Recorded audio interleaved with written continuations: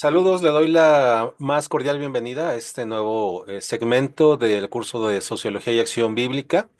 Es nuestra penúltima sesión, estamos a punto de terminar y como ya lo ven en pantalla, el día de hoy veremos a Norbert Elias.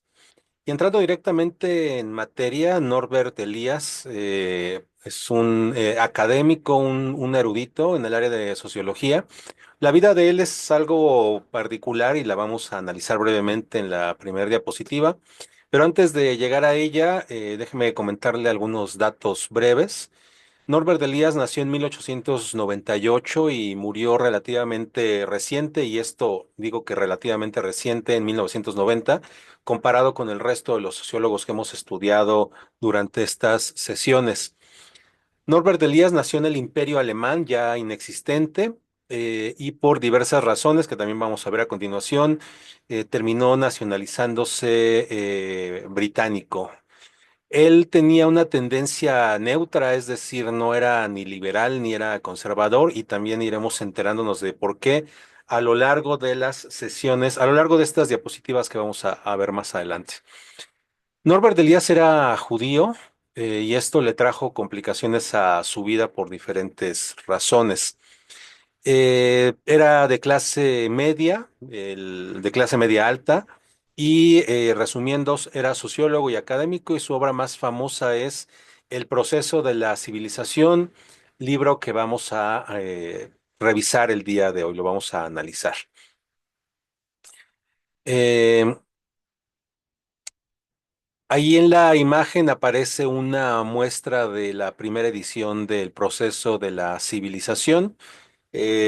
Dependiendo de la editorial, se publicó en uno, dos o cuatro tomos. Originalmente eran dos tomos, los cuales están ahí expuestos. Este libro es de 1939, por lo cual estamos hablando plenamente de un libro que se publicó la primera edición ya estando muy entrado el conflicto en Alemania, en el Imperio Alemán, con los nazis.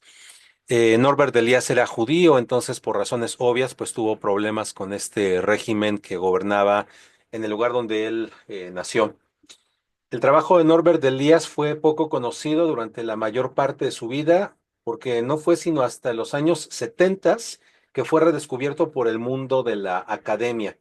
Entonces, si veíamos en la diapositiva anterior que nació en 1898, pues prácticamente tenía 70 años y un poco más cuando su trabajo fue recién descubierto por el mundo académico. Y esto, al ser tan relevante su trabajo, pues no impidió que tuviera, aunque tardíamente, pero que tuviera el reconocimiento que su trabajo merecía.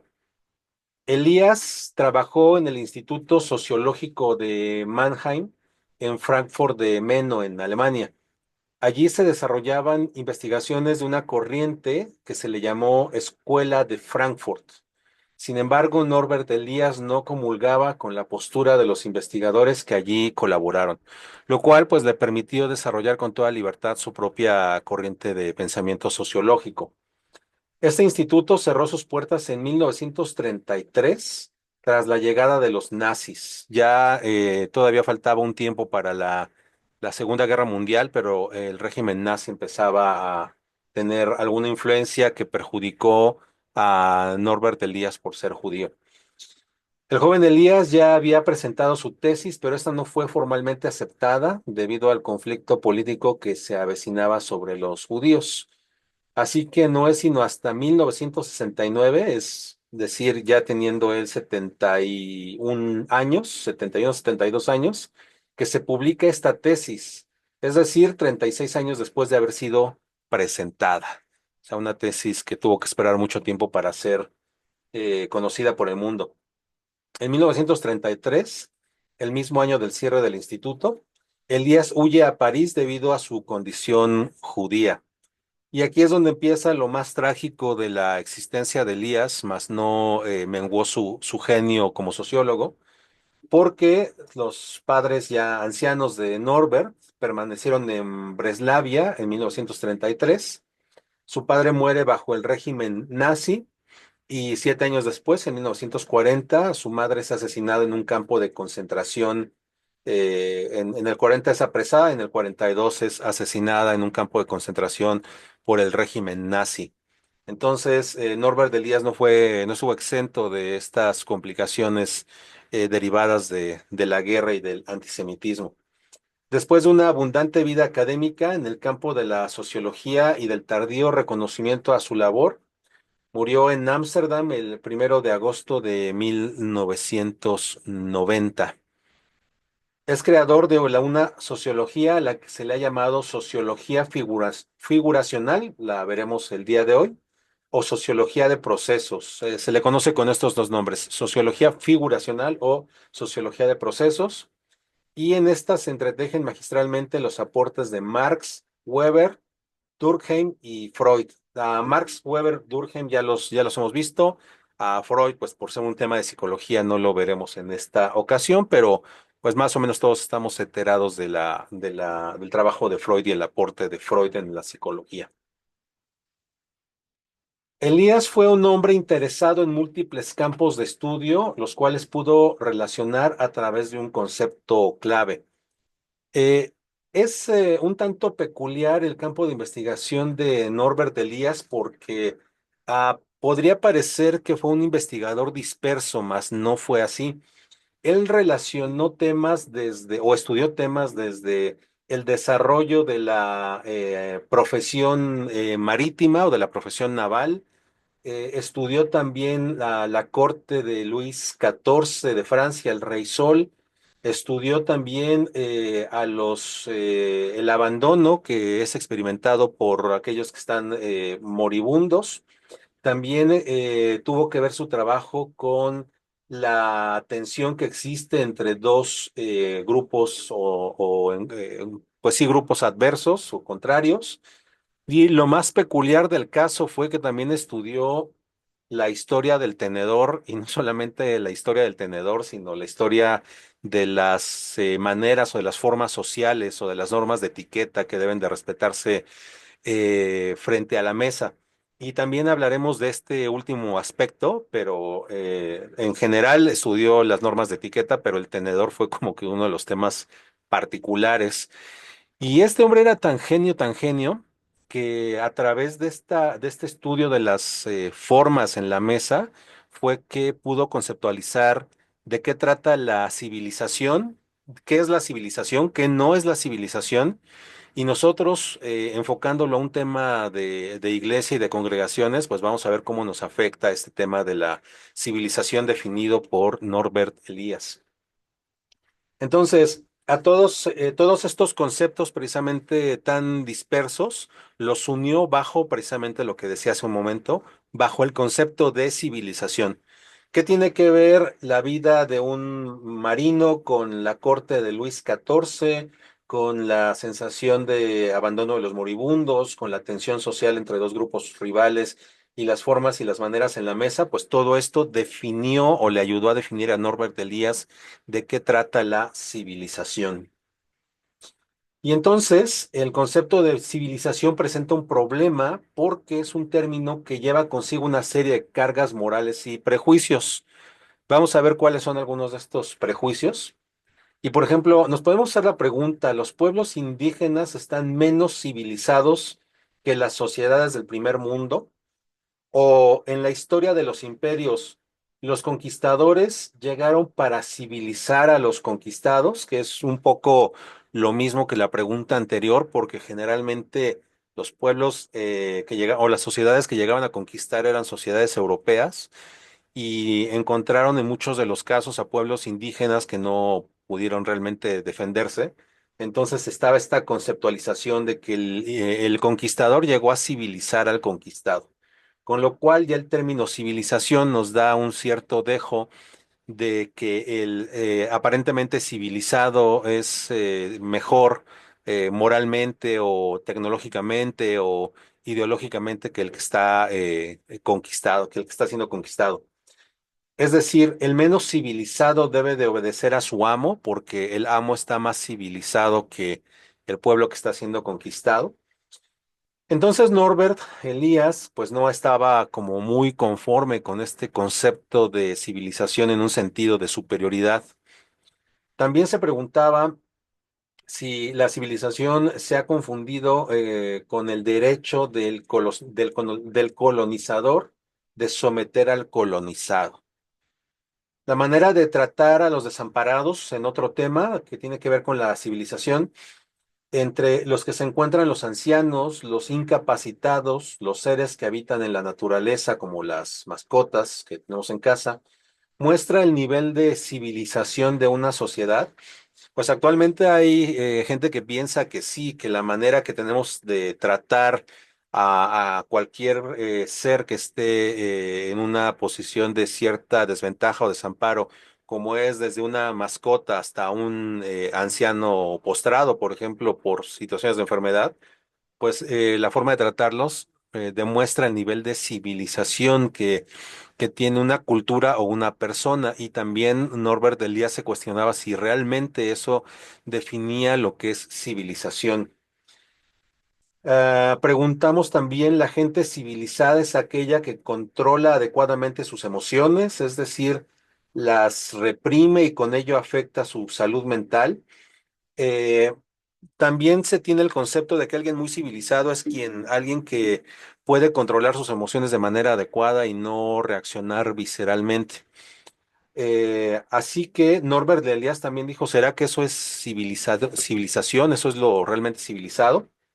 Entonces, Elías se plantea las siguientes cuestiones para intentar comprender lo que verdaderamente es la civilización de acuerdo a su forma de pensar. Y entonces dice, ¿existe la posibilidad de estudiar el proceso de civilización de manera empírica? Es decir, ¿hay una forma en que podamos experimentar realmente para ver si comprobamos qué es civilizado y qué no es civilizado fuera de lo que acabamos de cuestionarnos en la diapositiva anterior? Norbert Elias también se planteó, ¿podemos lograr que este concepto de civilización sea operacional, es decir, que sea útil para los fines del estudio de la sociología? Y finalmente se preguntó si podemos observar cómo la civilización se desempeña actualmente. Y para poder dar respuesta a estas tres preguntas y comparar contra las preguntas de la diapositiva anterior y obtener una respuesta final, Norbert Elias se aventura en una investigación que fue un tanto peculiar por inesperada, ya que en su investigación incluyó la revisión de los libros de etiqueta, es decir, los libros de modales, los libros con los que se educaba a la nobleza, a la realeza, a la alta sociedad, y cómo estas normas de etiqueta fueron evolucionando a lo largo de 500 años. Y entonces, pues fue una investigación bastante amplia, bastante extensa. Y entonces uno podría preguntarse qué tiene que ver la evolución del uso de los cubiertos, entre ellos el tenedor, con la civilización. Aparentemente no tendría ninguna conexión, pero Elías la encontró y no solamente la encontró, sino que a través de este estudio de estos documentos hizo su estudio del proceso de la civilización de manera empírico. A través de este estudio de los libros de etiqueta, encontró que este concepto fuera útil a los fines de la sociología y a través del estudio de estos libros de etiqueta pudo observar históricamente cómo la civilización se fue desempeñando a lo largo del tiempo y cómo se desempeña en el momento en que lo escribió, que estamos hablando de los 1900, finales de los 1930, y cómo este concepto que él desarrolló sigue aplicable al día de hoy y estaba tan avanzado que en la última diapositiva, o prácticamente la última, vamos a ver cómo el día de hoy, en este momento, estamos em, viviendo este pronóstico de lo que Norbert Elias encontró.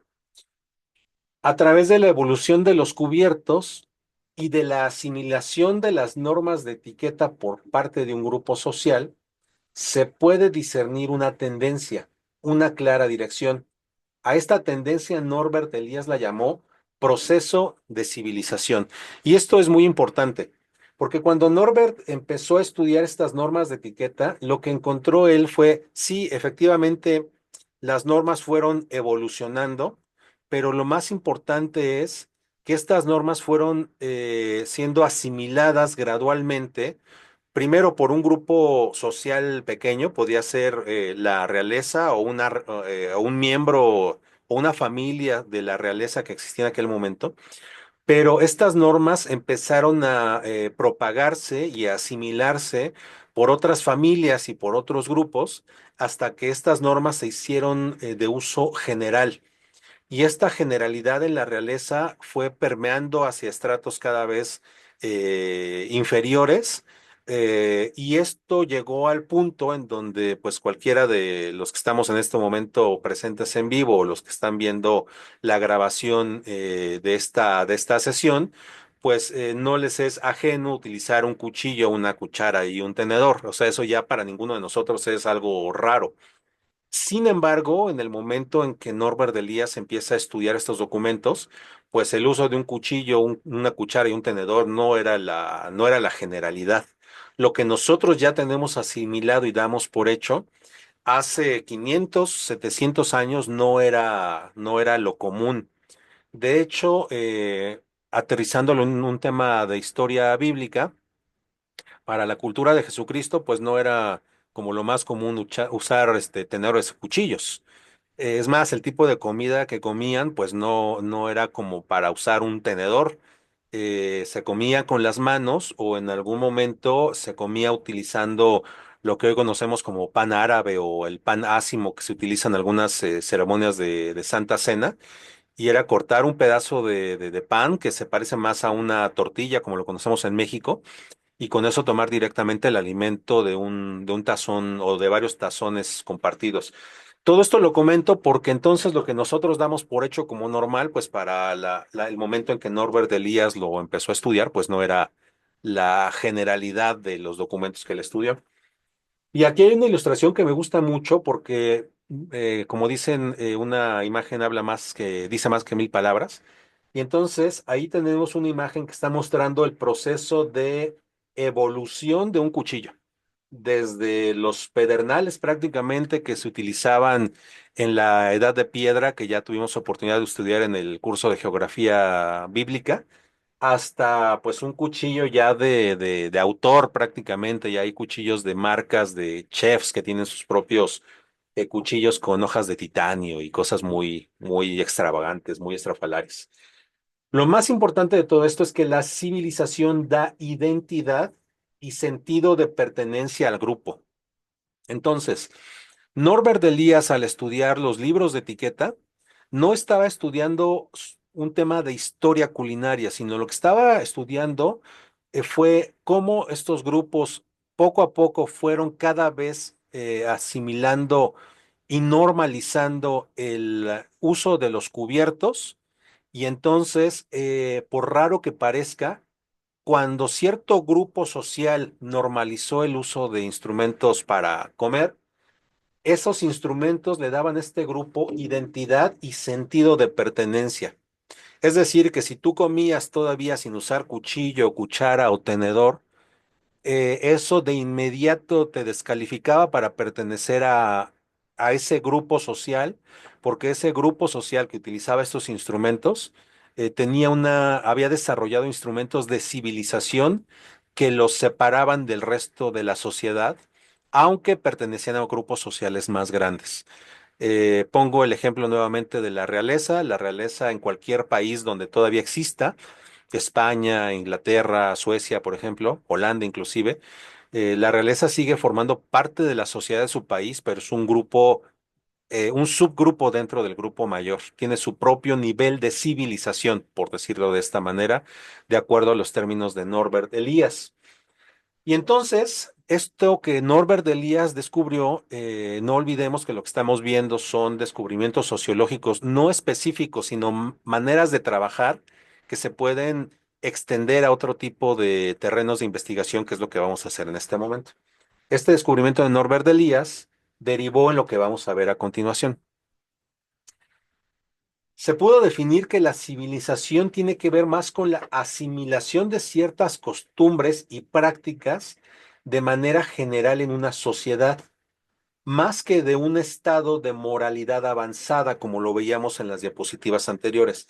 La civilización no tiene que ver con un grupo superior porque tenga una cultura más avanzada o mejor que otra, sino que la civilización es específicamente un grupo de costumbres y prácticas que han sido asimiladas por un grupo y que entonces, más que de un estado de moralidad avanzada, de represión emocional, como lo veíamos en las diapositivas anteriores, y o de sofisticación de procesos industriales y tecnológicos que permiten obtener productos refinados. Es decir, hablando, por ejemplo, de México y los mayas. Los mayas construyeron una pirámide, la cual está orientada de tal manera para que en los equinoccios de primavera y, perdón si estoy diciendo una tontería, pero creo que sí son equinoccios de primavera y otoño, se forma una sombra de tal manera que esta sombra proyecta como si fuera el cuerpo de una serpiente bajando hacia una cabeza que está en la base de la pirámide. Entonces, esto es un avance tecnológico para la época muy, muy importante que en muchos países perdón, en muchas regiones del planeta no se tenían. Eh, pero si tomamos el concepto de civilización tradicional, si llegaba, por ejemplo, la cultura francesa y comparada contra la cultura maya, pues entonces los franceses dirían que ellos estaban más civilizados que los salvajes mayas o los salvajes de la región mesoamericana.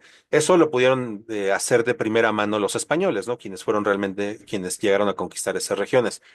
Pero entonces, bajo este concepto, ya podemos ver que no es que estuvieran más civilizados, simple y sencillamente la civilización europea tenía ciertas costumbres y prácticas que ellos habían asimilado, que evidentemente los pueblos mesoamericanos, por poner un ejemplo, no tenían porque pues no, ellos no habían desarrollado esas prácticas porque no las necesitaban.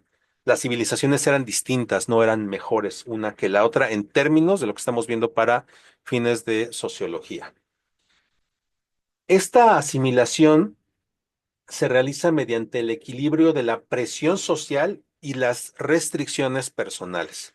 Es decir, regresando un poco al tema de los cubiertos, nosotros tenemos ahí a una mujer y esta mujer va a recibir presión social para que use ciertos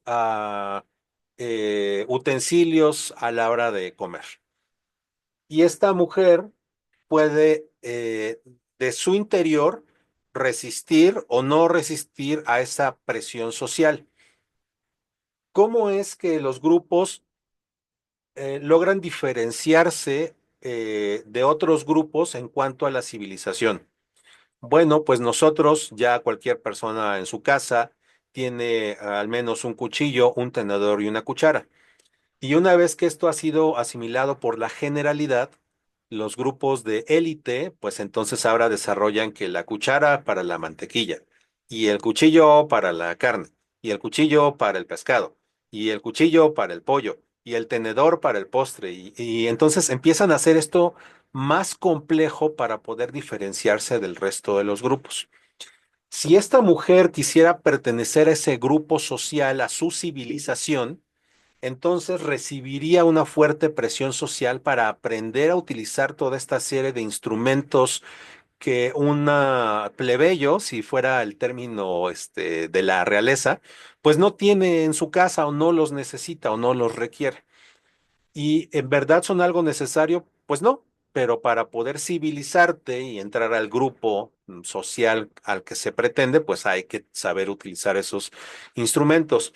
Entonces esta mujer podría resistirse y podría decir, no, no lo voy a hacer, o podría sí ofrecer una resistencia solamente en su fuero interior y decir, no me gusta utilizarlos, pero los voy a utilizar porque es lo que se requiere para pertenecer a este grupo.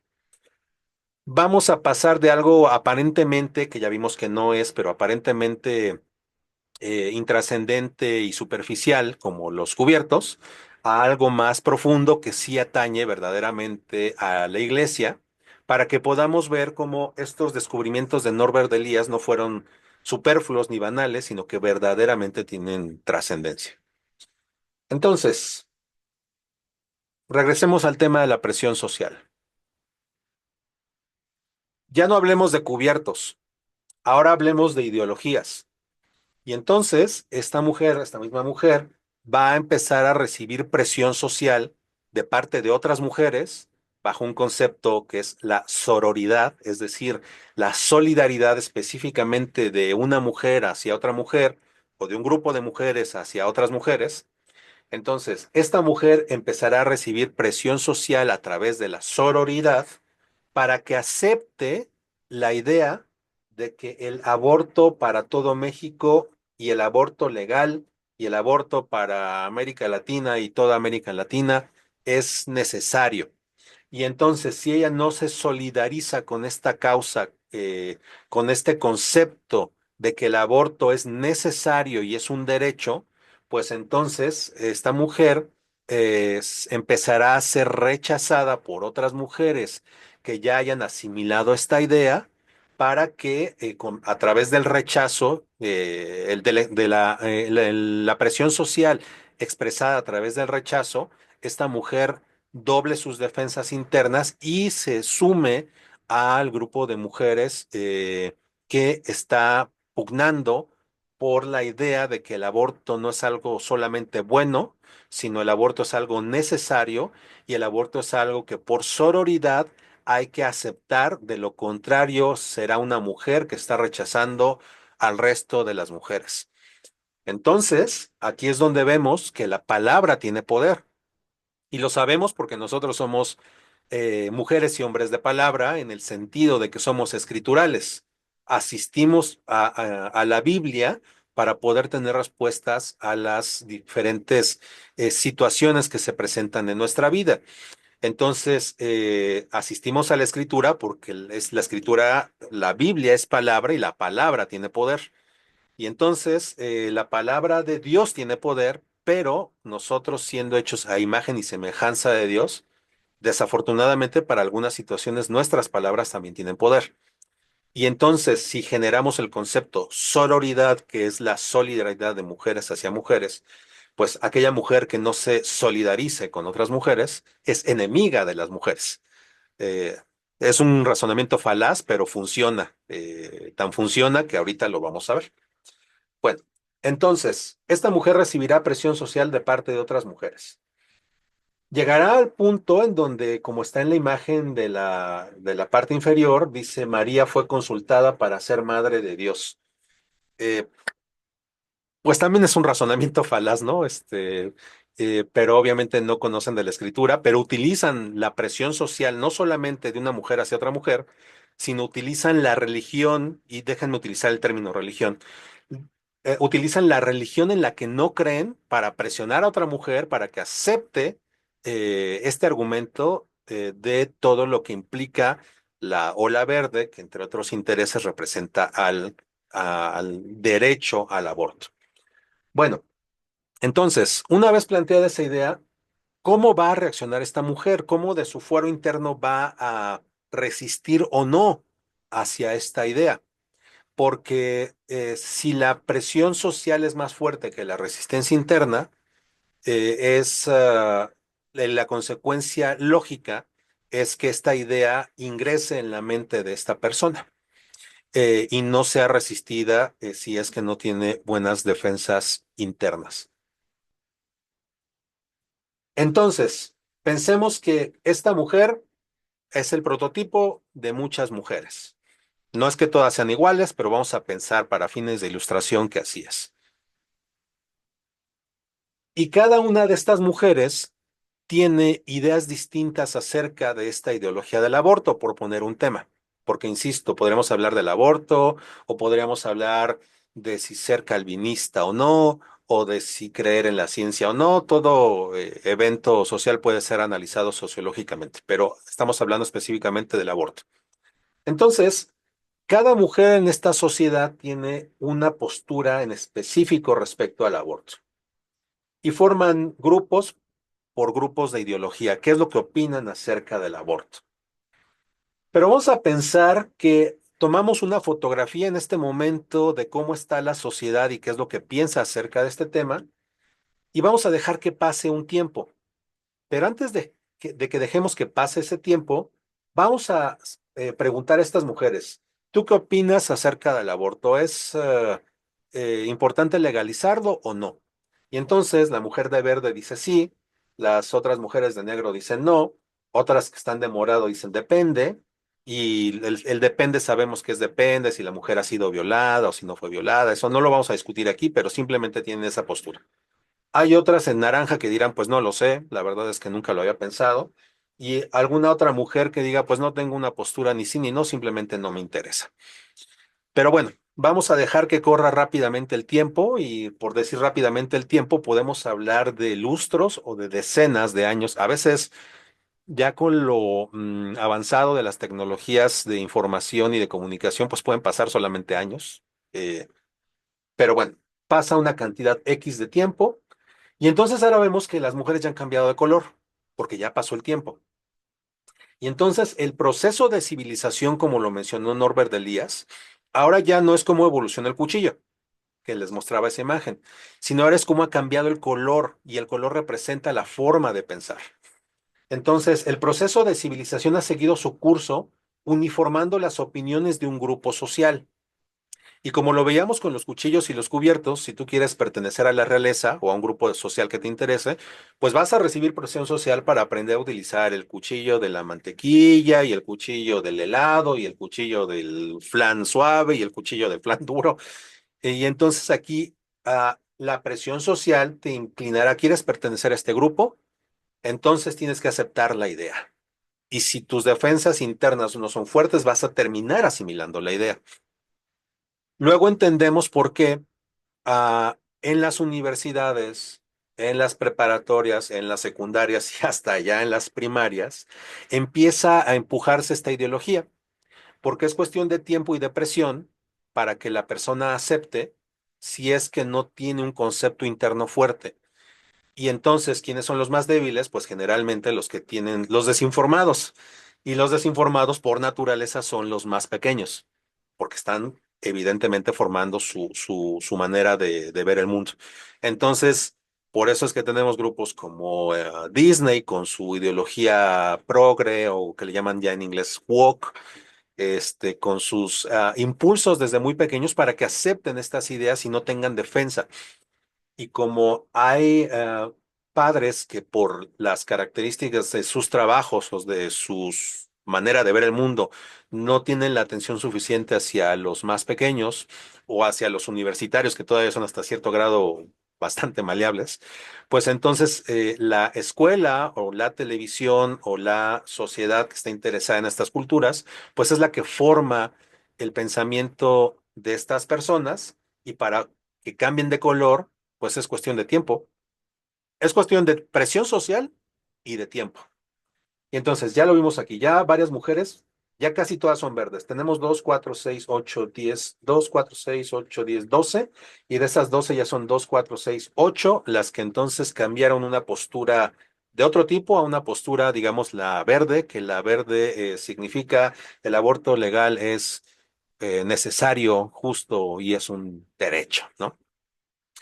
Tres mujeres, alguna de ellas ya cambió de parecer y una de ellas dijo, bueno, yo me uno a las que dicen que ni es ni justo ni necesario ni es un derecho, y una mujer en morado sigue teniendo su postura específica, pero ya es minoría. Entonces, Norbert Elias pensaba que el proceso de civilización no era planeado por nadie y que sucedía porque las restricciones sociales son introyectadas y así, con el paso del tiempo, son asimiladas por los miembros de una cultura en un espacio-tiempo específicos. Ahorita lo voy a explicar mejor. Promoviendo la sensación de unidad, de identidad. Es decir, Norbert Elias pensaba, estos procesos sean de manera natural. ¿Quién decidió inventar el tenedor? Pues yo no lo sé, pero alguien lo inventó. Y entonces a otra persona le pareció muy buena la idea del tenedor y a otras 20 personas les pareció muy buena la idea del tenedor. Y como el tenedor era algo caro, relativamente caro de producir, ya de una forma más estética, pues entonces quienes lo asimilaron fueron las clases altas. Y entonces al ser asimilado por las clases altas el uso del tenedor y luego el cuchillo y luego la cuchara, esto fue no de manera organizada, se fue dando de manera espontánea. Por eso Norbert Elias decía que no era planeado por nadie y que con el paso del tiempo los miembros de una cultura en un espacio de tiempo específicos lo promovían. Entonces, ¿A qué se refiere con una cultura en un espacio-tiempo específicos? Por ejemplo, podemos hablar de la sociedad francesa de los años 1700, por ejemplo.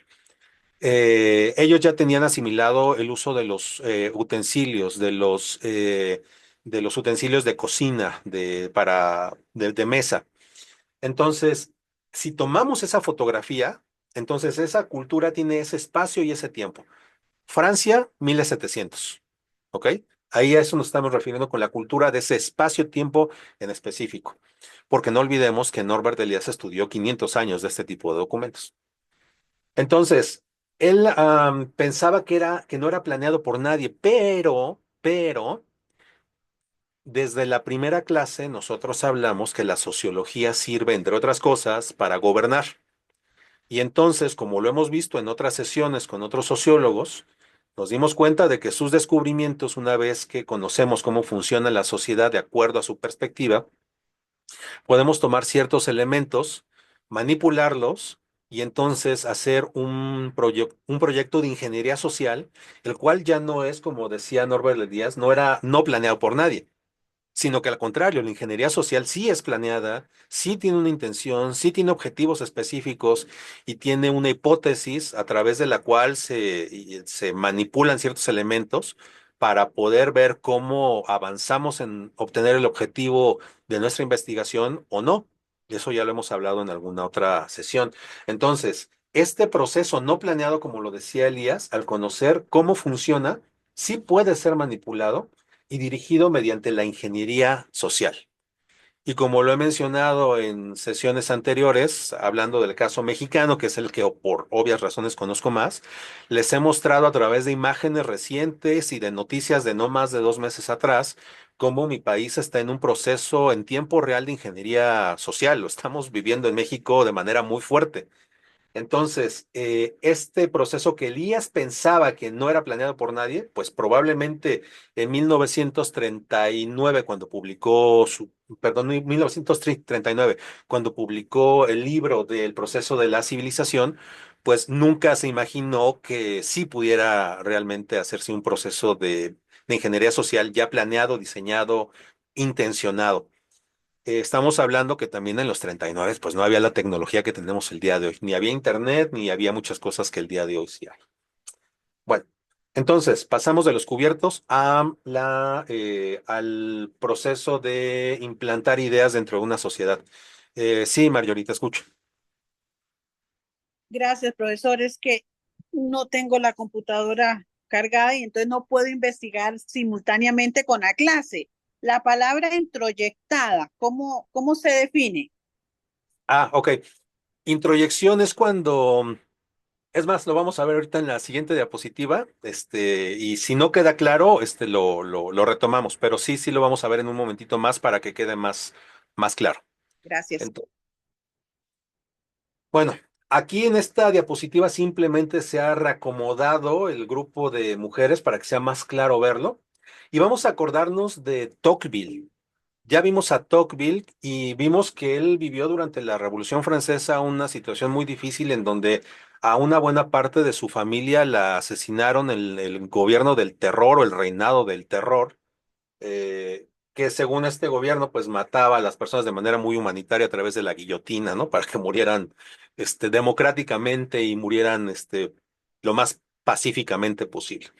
Bueno, entonces, como anticipara a Tocqueville en aquellos días, nos hacemos la misma pregunta que se hacía él. ¿Qué pasará con el derecho de las minorías cuando las mayorías gobiernen? Esto era un tema bastante importante para Tocqueville. Y la respuesta era, bueno, él lo dejó como una pregunta. La obviedad es, ¿qué va a pasar? Pues que el gobierno de las mayorías va a repetir las mismas situaciones que pasaron cuando Tocqueville lo vivió en carne propia con su propia familia. Las mayorías tienden a aplastar a las minorías y a erradicarlas. Y entonces, teniendo conocimiento sociológico, para nosotros es importante que cuando somos mayoría tenemos que estar bien conscientes de que no podemos aplastar a las minorías simplemente por ser mayoría. Porque las minorías también tienen algo que aportar y algo que decir, estemos de acuerdo con ellos o no. Podrá ser sensato lo que una minoría pide o podrá ser totalmente una locura, porque no por ser minoría va a tener también la razón, ni por ser mayoría se tiene la razón. Sin embargo, es a una cuestión de establecer un diálogo permanente para monitorear nuestras ideas y ver realmente si las minorías tienen algo verdaderamente útil. Y para esto hay que bajarnos del caballo de la soberbia y ser humildes para poder escuchar al otro, aunque no estemos totalmente de acuerdo. Siempre se podrá llegar a algún punto razonable eh, dentro de lo que podemos ser flexibles. Sí, Marjorie. Importante también saber que las grandes ideas o los grandes postulados no nacen dentro del seno de la mayoría. Comienza en una persona y comienza a compartir, o sea, los que están en el grupo de una mayoría deben de recordar que salieron de una minoría y muchos quizás en un proceso terminen decidiendo salirse de esa mayoría donde emigraron para retornar a un grupo minoritario, porque se descubre que no todo era tan bueno como se decía en el grupo grande. Entonces, qué importante recordar que nosotros venimos en algunas situaciones del grupo de minorías, es decir, fuimos parte de, somos parte de, entonces no podemos como llenarnos de soberbia, como dice usted, montarnos en el caballo blanco y olvidarnos de nuestras raíces, de nuestros orígenes. Así es, Marjorie. Y para, como dicen por ahí, para ejemplo, un botón, somos un grupo de sociología y no somos mayoría. La sociología no es mayoría. El estudio sociológico a poca gente le importa. Y para nosotros es una joya y es un privilegio porque quien estudia sociología que no es popular, nos podemos dar cuenta de que tenemos una visión mucho más amplia para poder ejercer con mejor criterio el gobierno o la dirección o el liderazgo de lo que sea que nos toque liderar. Alguien que sabe sociología lidera mejor que alguien que no sabe sociología. Y estos instrumentos, aunque están abiertos para, en estos momentos de la historia de la humanidad, están abiertos para cualquier persona que quiera comprar un libro de sociología y estudiarlo, pues lo cierto es que yo no veo multitudes yendo a las librerías a comprar libros de sociología. La verdad es que no. Por eso es que nosotros tenemos un privilegio que pues no todo mundo opta por él. Sí, Víctor. Bueno, con respecto a esto de la mayoría, la minoría y todo eso, yo pensaba que, eh, bueno, yo lo veo desde un punto de vista de la iglesia, y hoy día entiendo que, no sé si yo estaré en lo correcto, pero es mi apreciación muy personal, sí. Yo creo que, yo, yo pienso que no tiene que ver con la mayoría o la minoría, sino que tiene que ver con el ser humano en sí mismo, porque cuando el ser humano tiene el poder en sus manos, y ahí viene el concepto, los primeros conceptos cuando hablamos del egoísmo. Y yo observando algunos gobiernos y observando lo que ocurre acá en Chile, observo eso, que no tiene que ver con la mayoría o, o la minoría, digamos, en este caso, sino que tiene que ver quién tiene el poder, porque el ser humano actúa de una forma cuando no tiene poder y actúa de otra cuando tiene poder. Ahora, cuando nosotros lo miramos desde el punto de vista de Dios, de la palabra, es diferente porque, por ejemplo, yo no puedo someter mis conceptos cristianos a la minoría o a una mayoría pagana. Entonces, cuando observo esos planteamientos, eh, también, porque he escuchado acá también en las noticias, todo esto, y he escuchado a algunos pastores también hacer referencia a estos conceptos, en el sentido de que, por ejemplo, el matrimonio también puede ser, yo puedo casar también a dos hombres, y eso es algo que yo no voy a hacer. Pero otros pastores dicen que sí, porque el amor y todo ese concepto.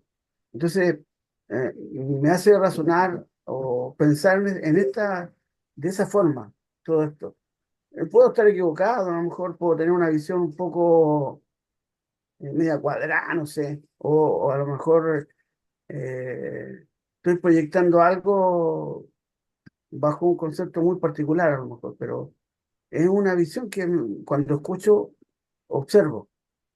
Y, y yo creo que tiene que ver con el poder, porque la mayoría o la minoría, hoy día tenemos, yo lo veo en Chile está a la izquierda gobernando, que es una minoría, entre comillas, un partido que, pero ellos ejercieron poder hacia todos lados y quisieron derribar todos los conceptos y todo lo construido para ellos sembrar su ideología. Entonces, Tiene, cuando tiene algo que ver en lo que vamos a ver hacia la parte final de Norbert Elias, Víctor. Entonces, mira, vamos a avanzar en las siguientes diapositivas porque esta ok, situación de mayorías y minorías sí llega un momento en donde Norbert Elias las mezcla los conceptos de manera bien interesante. Norbert Elias sí fue un genio de la conciliación intelectual en cuanto a las batallas que había entre Marx y Durkheim y los demás sociólogos que hemos visto. Entonces, mira, vamos a avanzar pero sí tiene que ver con esto que finalmente Elias logra mezclar de manera bastante interesante. Entonces, otra manera en la que se ha expresado el proceso de civilización, digo, aquí terminamos con el tema de la parte del aborto, pero les digo que como son metodologías, no solamente aplica para un tema en particular, sino se aplica para el tema que uno prácticamente tenga en mente, es el monopolio de la violencia ejercida por el Estado. O sea, el Estado tiene el derecho de ejercer la violencia de manera legítima. No es que la pueda ejercer cuando quiera y como quiera. Hay pautas, hay maneras, hay formas, y eso también lo vimos cuando estudiamos a eh, Adam, sí, a Adam. No, espérenme, es que se me cruzó el nombre muy feo. Weber, perdón, a Weber. Cuando estudiamos a Weber y estudiamos la burocracia, estudiamos el tema específico de las Fuerzas Armadas y que un militar como parte de la burocracia de un país no puede hacer lo que le venga en gana cuando le venga en gana. Y esto lo traigo a colación porque ya a estas alturas del curso en donde hemos estudiado a 8 sociólogos, con este es el octavo, ya empieza a haber un entrecruce de ideas, una amalgama de ideas, algunas sí no son amalgamables, pero definitivamente Norbert Elias sí logró unir muchas de las ideas que hemos visto hasta este momento. Entonces, vamos a poner un ejemplo para que se entienda mejor esta idea. Tenemos un grupo social, una sociedad, la que sea, conformada por un número n de individuos. Entonces, en algún momento de la historia, los individuos tenían la capacidad y el derecho de portar armas, de tener su propio armamento en casa. Vamos a olvidarnos del caso de Estados Unidos, que es una cosa excepcional, pero eliminando esta excepción, la mayor parte de las sociedades optaron por prohibir el uso del armamento del lado de los civiles. Y esto fue para empezar a inhibir la violencia. En su lugar, ah, al tener esta prohibición de armas, la sociedad tuvo que desarrollar otros métodos para solucionar sus diferencias. Una de ellas, desde luego, elemental, básica, el diálogo. Otra de ellas, por ejemplo, es la ley. Si hablando no nos entendemos, entonces tenemos un tercero en discordia, que en este caso es el Estado a través del Poder Judicial. Y el Estado a través del Poder Judicial podrá dictaminar quién tiene la razón y en qué grado tiene la razón. Si en algún momento algún miembro de la sociedad decide ejercer la violencia ya no con las armas que en teoría ya no tiene, ya no posee porque le fueron retiradas, pero si muestra algún grado de violencia, ya sea verbal, ya sea física o ya sea, pues básicamente psicológica, pues entonces al ejercer ese grado de violencia, un mecanismo que tiene la sociedad para controlar estos comportamientos es dejar avergonzada a la persona que esté ejerciendo el grado de violencia que no se permite ya en la sociedad. Por eso tenemos ahí el ejemplo de una persona teniendo una rabieta, un berrinche o como se pueda llamar en algún otro país, y de inmediato es corregido por alguien que represente autoridad para de inmediato parar esa manifestación de violencia. Entonces, en las sociedades racionales, como lo vimos con Weber en la sesión anterior, al ser racionales no se permiten grados de emocionalidad que no, que vayan en contra de el del bien común, del bien social. Entonces, ¿qué pasa si todavía tenemos ciertos dejos de violencia? Porque efectivamente los tenemos como, pues, seres humanos en una naturaleza caída. Pues todavía existen mecanismos a través de los cuales esa violencia se puede manifestar, que también Norbert Elias lo estudió, pero no vamos a ir tan allá porque la obra de Norbert Elias es gigantesca. ¿Qué mecanismos quedan? Pues quedan, por ejemplo, los deportes. Norbert Elias también estudió la violencia a través de los deportes y a través de ellos es que se pueden hacer estas canalizaciones de los impulsos irracionales de manera socialmente aceptada. Entonces, ya tenemos que una sociedad se le permitía tener algún tipo de armamento, se prohíbe por un convenio social que este armamento sea retirado, se sustituye esta manera de dirimir las diferencias a través del diálogo o de la ley, pero ahí es donde viene el monopolio de la violencia ejercida por el Estado. Como sociedad, se llega a un acuerdo en donde se aporte dinero, es decir, impuestos, para que parte de estos impuestos se dediquen o se reserven para tener un cuerpo armado del Estado que represente la violencia que el Estado puede ejercer con derecho, con autoridad y con acuerdo de todas las partes de la sociedad.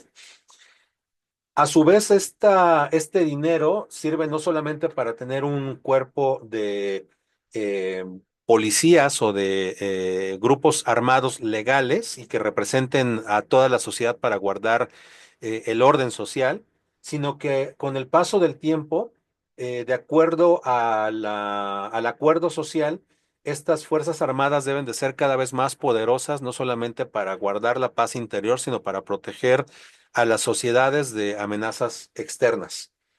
Entonces, aquí es donde quería hacer un énfasis con el término de introyectar o introyección, porque a lo que en algún momento, eh, si regresamos el tiempo y si yo pudiera tener armas para defenderme, y entonces tuviera granadas y tuviera una bazooka y tuviera cuernos de chivo en mi casa para poderme defender, o AK-49, que es el nombre técnicamente correcto, pues entonces esa capacidad que yo tendría para ejercer violencia en el momento en que se me quiten las armas y ya no tenga yo armas, pero tenga, por ejemplo, perdón, hicieron un comentario aquí, pero está bien, chiste local para los que lo habían grabado.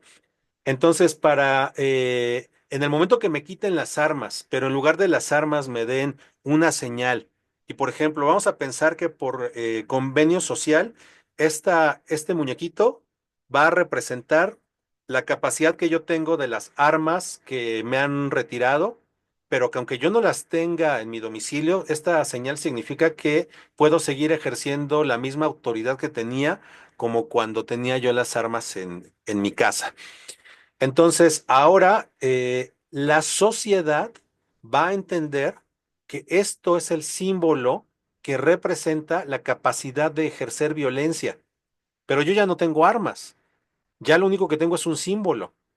Y este símbolo representa autoridad.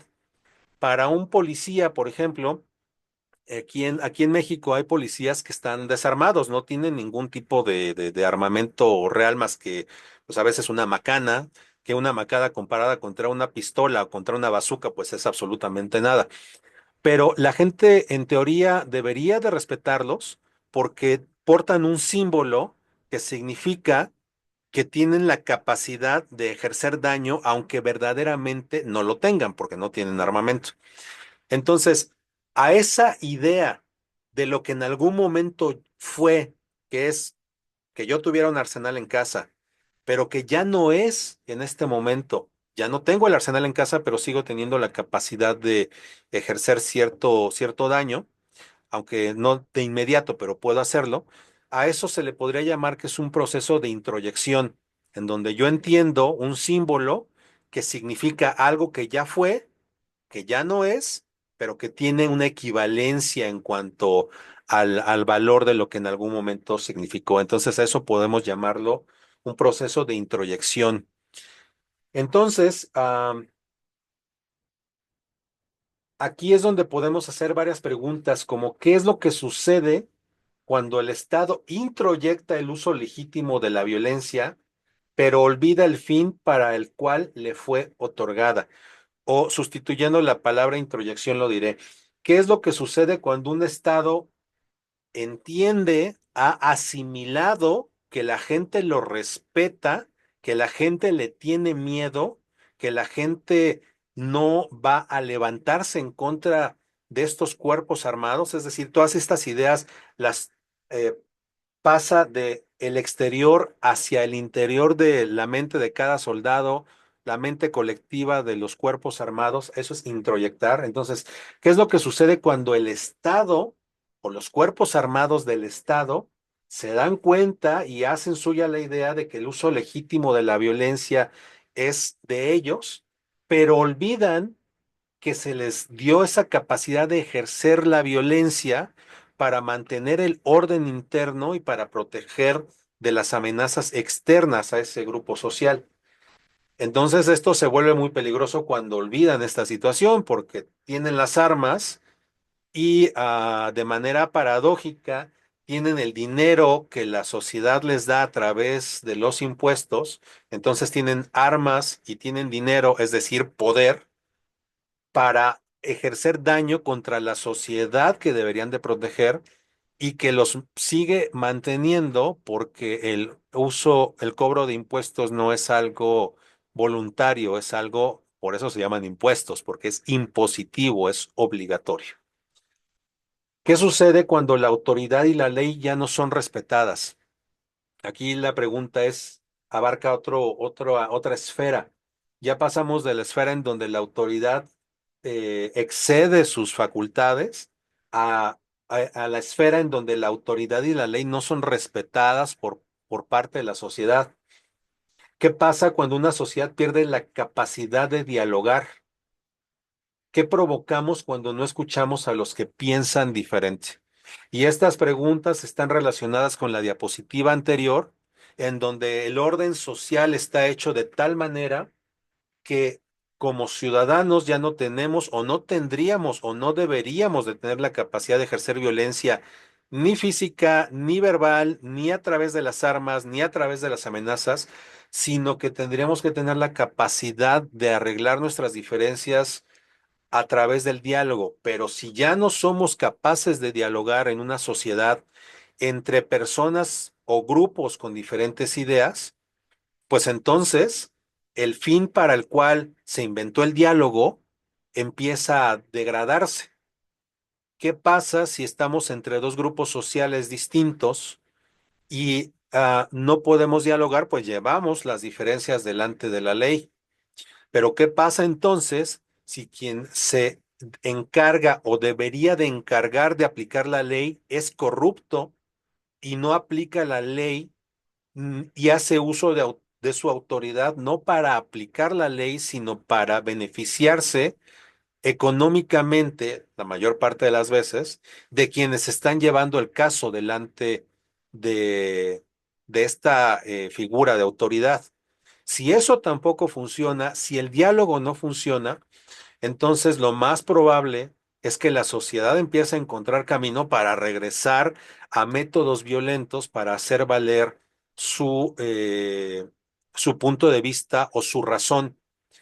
Y esta violencia no necesariamente es armada, sino que originalmente puede ser violencia física, nuevamente la que se evitaba, buscaba evitar, puede ser violencia verbal, puede ser violencia psicológica y esto ir escalando cada vez más porque la sociedad entra en un proceso de degradación hasta que se llegue nuevamente al uso de las armas porque los mecanismos de diálogo y de aplicación de la ley ya son eh, inoperantes.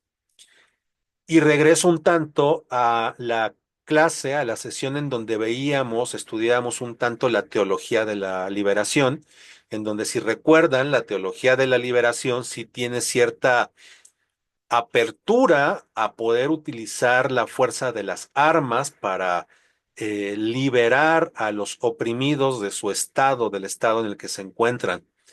Y entonces, esto me lleva a la reflexión entre lo descubierto por Norbert Elias y lo que veíamos en la teología de la liberación, que empieza a poner al cristianismo mal entendido en un terreno muy peligroso porque se empieza a hacer un reclamo de justicia propia y no, como lo dice la escritura, que la justicia y la venganza vienen de parte de Dios, no de nosotros.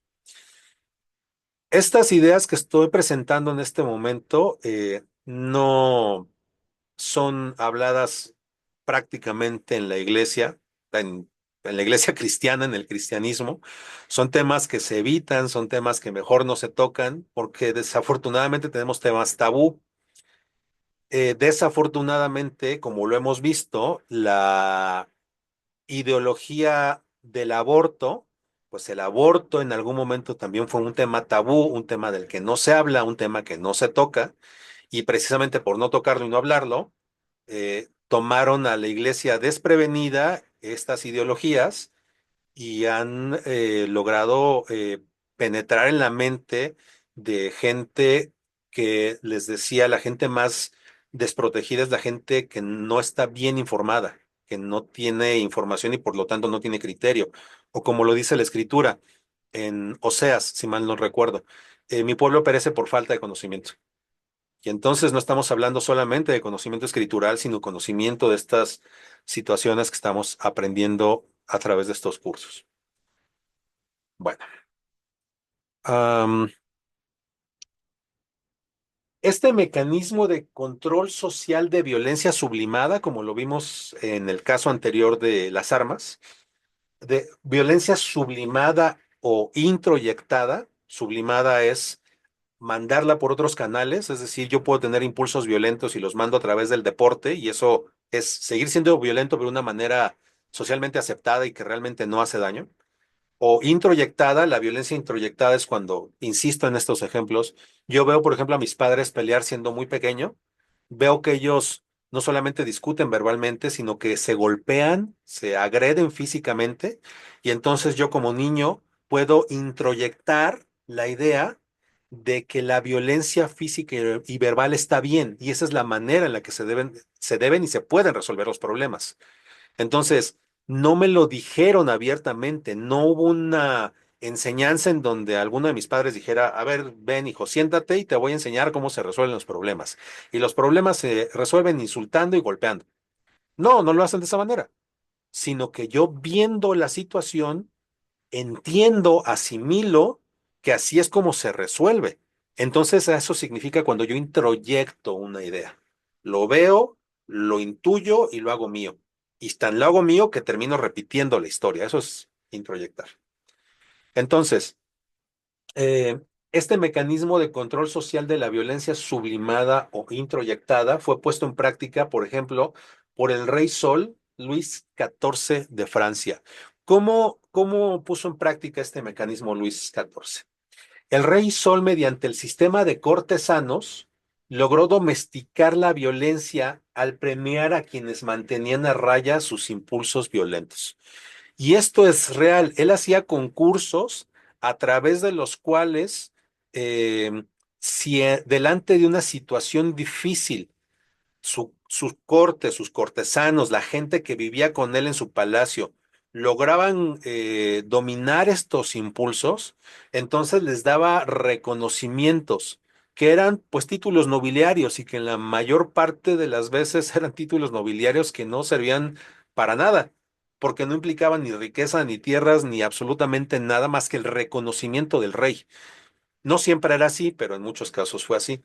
Y este simple reconocimiento del rey hacía que la persona se sintiera privilegiada y se sintiera más cerca todavía del rey, es decir, que fuera un cortesano mucho más íntimo al rey. Y eso simplemente hacía que pudieran moderar sus impulsos violentos.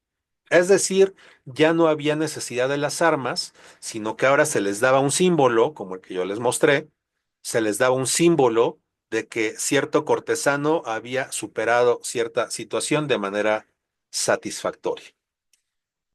La sociedad común, es decir, los que no pertenecían a la corte, sino el pueblo en general, imitaba a los miembros de la sociedad privilegiada en este comportamiento. Y entonces esta sublimación de los impulsos violentos mantenía la paz. Y esto es bien importante, porque ¿qué tipo de comportamiento es el premiado por las figuras públicas de hoy en día?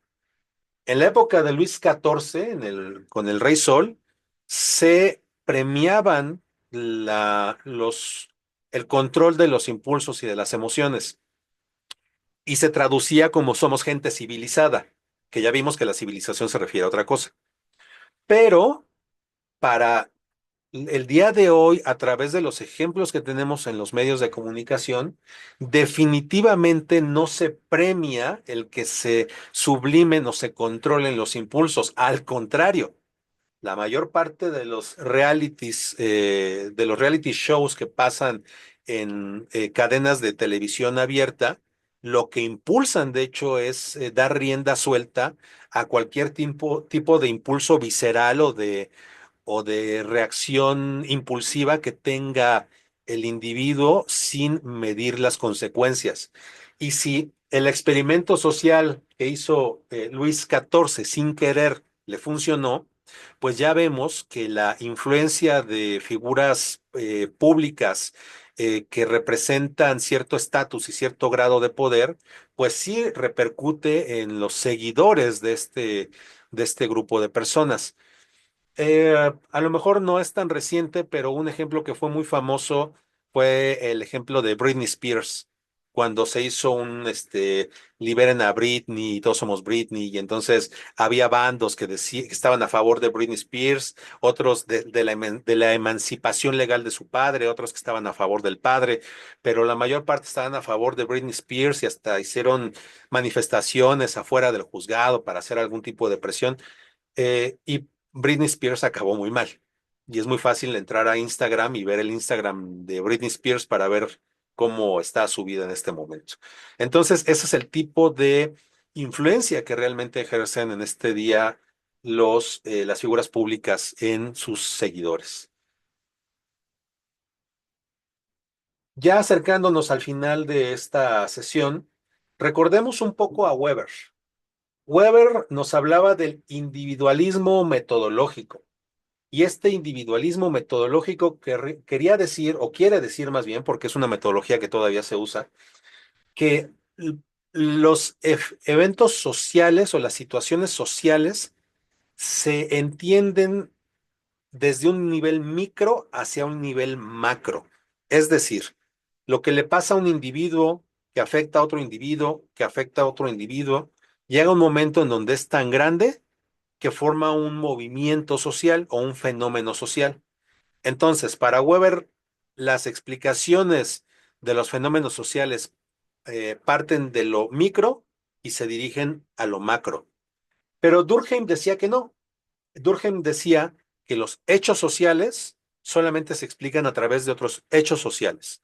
Y cuando explicamos esto en alguna clase, hablamos específicamente del suicidio, que fue el tema que él estudió, en donde decíamos que el fenómeno del grupo de personas que intentan o se suicidan se explica a través de otros fenómenos sociales macro.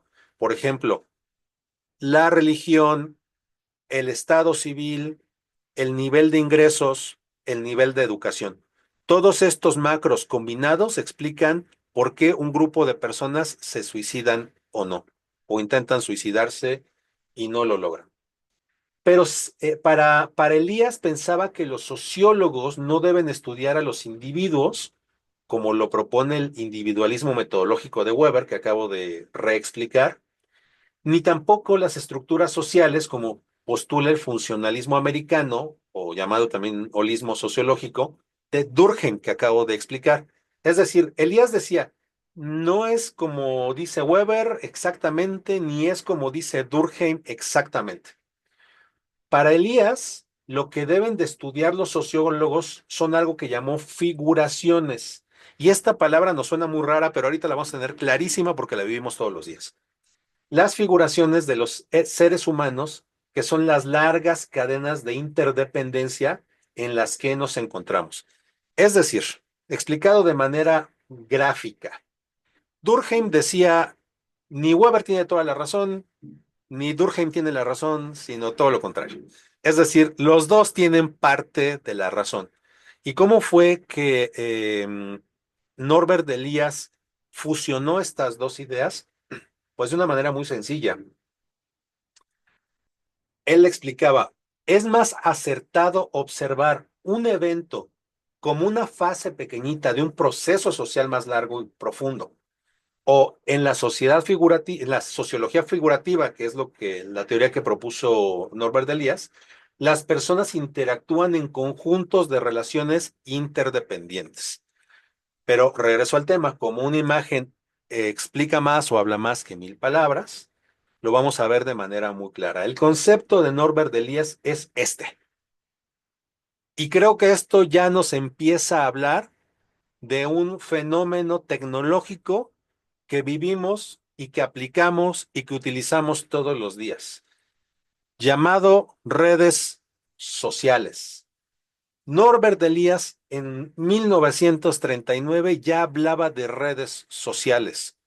Y Norbert Elias en aquellos días creo que no tenía ni idea del impacto que su teoría acerca de las redes sociales iba a generar eh, casi 100 años después.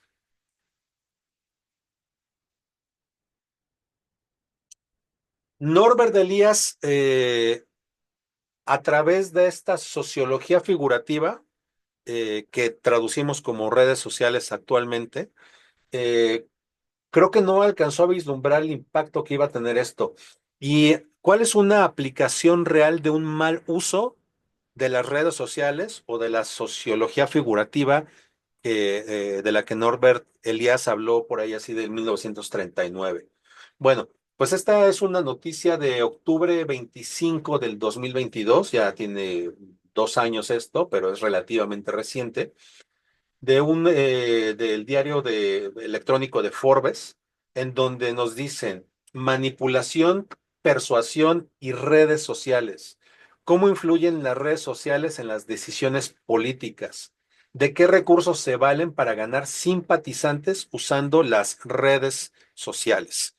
Entonces, una red social no es buena ni mala, simplemente una red social es, como lo decía Norbert Elias, la forma de explicar esta sociología figurativa de la que él propuso. Pero, insisto en el tema, la sociología sirve para gobernar, entre otras cosas, pero a nosotros nos interesa la parte de gobernar. Bueno, pues cuando alguien descubrió el potencial de las redes sociales de Norbert Elias, pudo entender y manipular estas redes sociales para utilizarlas a través de plataformas como Facebook, como Instagram, como antes Twitter, ahora X y muchas más. Encontró la manera de acelerar la forma de influir en un grupo muy grande de personas utilizando estas plataformas electrónicas. y pudiendo haberlo utilizado para bien, decidió no utilizarlo para bien. Y entonces aquí voy a mencionar un comentario del chat que dice que la sociología es un arte bien usada, el arte de conducir pueblos a mayores destinos.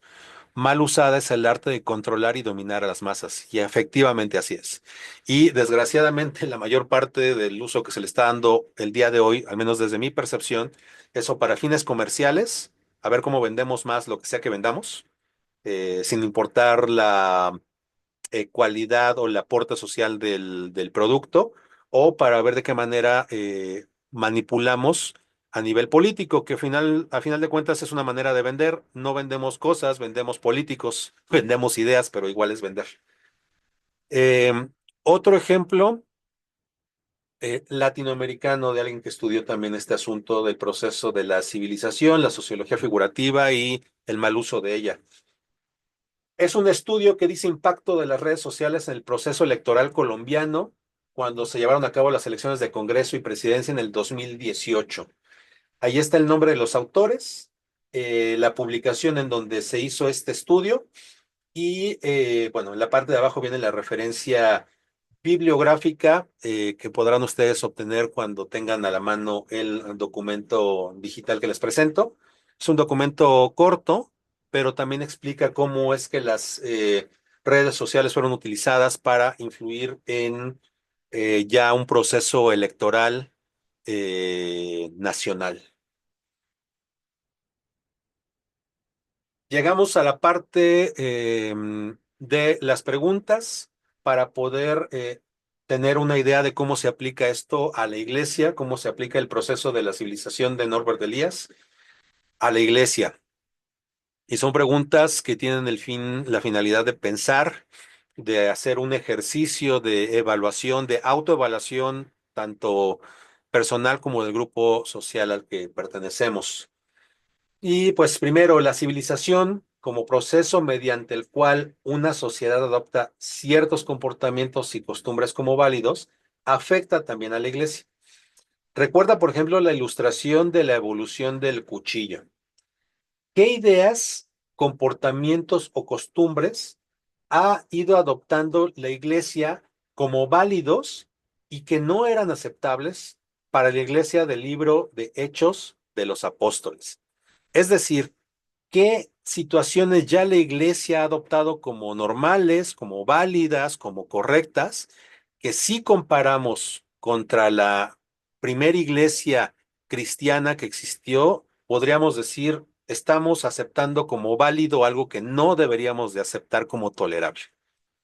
Em, Considero que podría haber algunas cosas que sí nos va a sorprender, pero pues precisamente para eso es el ejercicio, para pensar, para reflexionar en qué sentido vamos.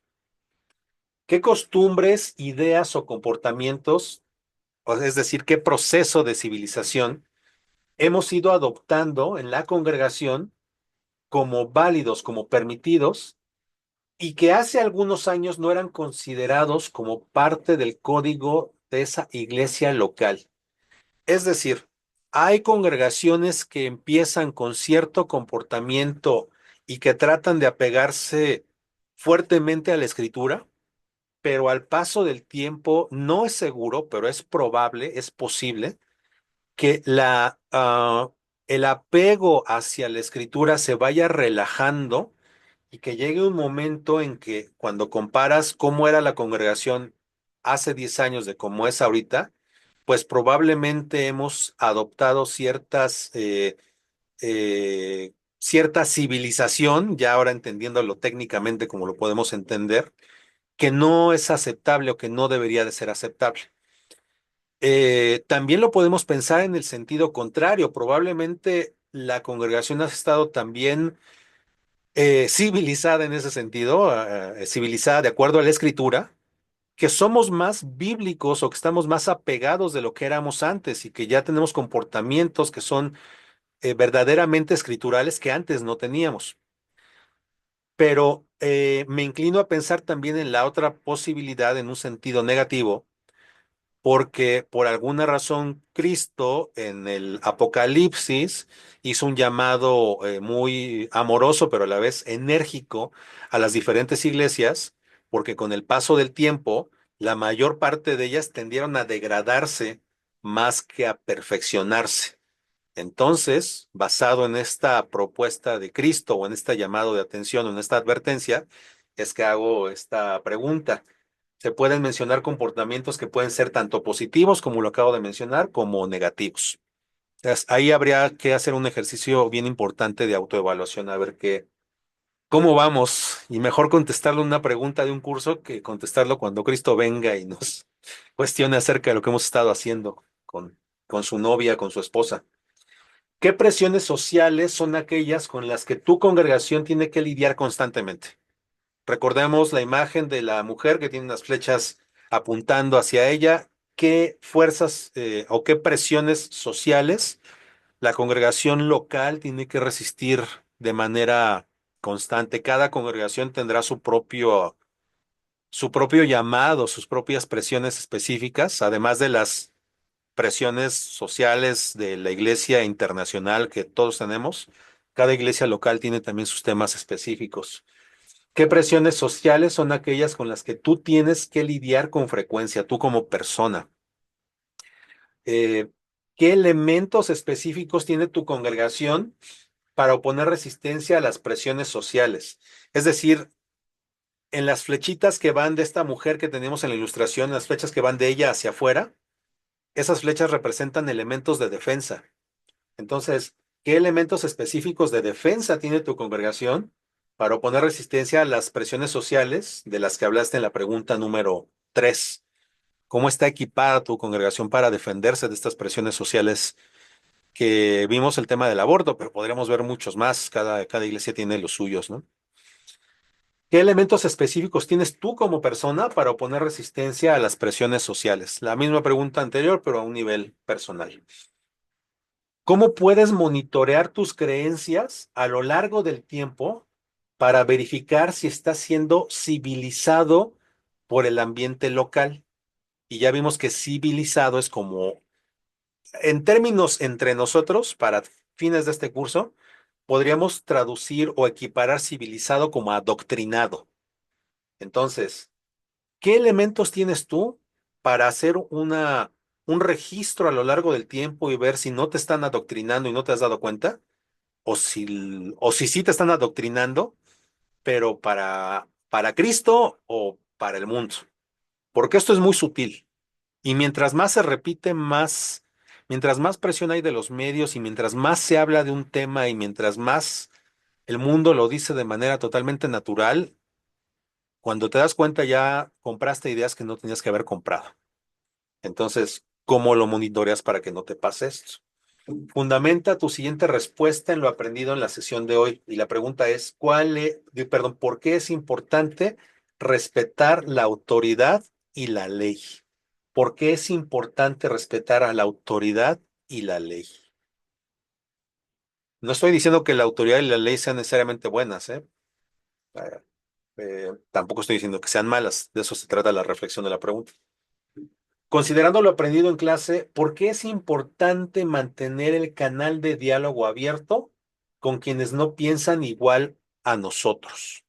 Todas estas preguntas han sido sacadas, han sido obtenidas de las diapositivas que hemos visto el día de hoy, así que tienen ahí algún fundamento en alguna de ellas. La escritura dice que somos embajadores, así embajadores con mayúscula. Tenemos título de embajadores. Es escritural, no me lo estoy inventando yo. Considera esta verdad teniendo en cuenta lo puesto en práctica por Luis XIV, el Rey Sol. ¿Qué impacto social tiene ser embajador, bueno o malo, del reino de los cielos?